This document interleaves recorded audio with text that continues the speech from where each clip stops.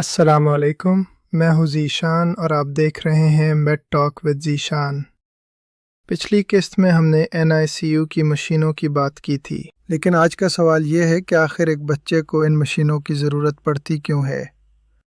اکثر والدین سمجھتے ہیں کہ صرف وہی بچہ نرسری جاتا ہے جو وقت سے پہلے پیدا ہوا ہو، لیکن حقیقت میں کئی ایسی وجوہات ہیں جن کی وجہ سے ایک مکمل وقت پر پیدا ہونے والے بچے کو بھی NICU کی ضرورت پڑ سکتی ہے۔ آج ہمارا ایپیسوڈ 2 ہے اور آج ہم ان تمام طبی وجوہات پر بات کریں گے۔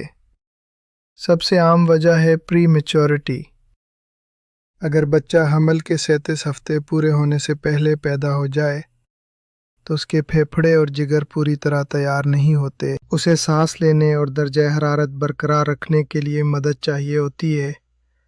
دوسری بڑی وجہ وزن کی کمی ہے۔ اگر بچے کا وزن 2.5 کلو سے کم ہے تو اسے NICU میں مانیٹر کیا جاتا ہے تاکہ اس کا وزن بڑھایا جا سکے اور اسے انفیکشن سے بچایا جا سکے۔ کچھ بچے وقت پر پیدا ہوتے ہیں لیکن پھر بھی نرسری جاتے ہیں۔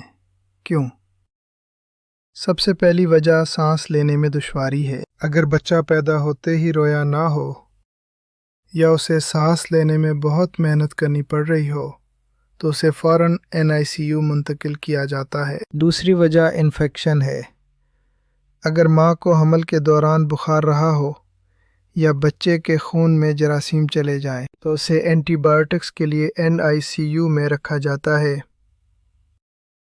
ایک اور اہم صورتحال گندا پانی پی لینا یعنی میکونیم ایسپیریشن ہے۔ کبھی کبھی بچہ پیٹ کے اندر ہی فضلہ کر دیتا ہے اور وہ گندا پانی اس کے پھیپھڑوں میں چلا جاتا ہے، جو ایک ایمرجنسی صورتحال ہے۔ کچھ اور وجوہات میں ماں کی شوگر یعنی میٹرنل ڈائبٹیز شامل ہے۔ اگر ماں کو شوگر ہو تو بچے کی شوگر پیدائش کے بعد اچانک بہت کم ہو سکتی ہے۔ ایک اور عام وجہ شدید پیلیا یعنی یرقان ہے۔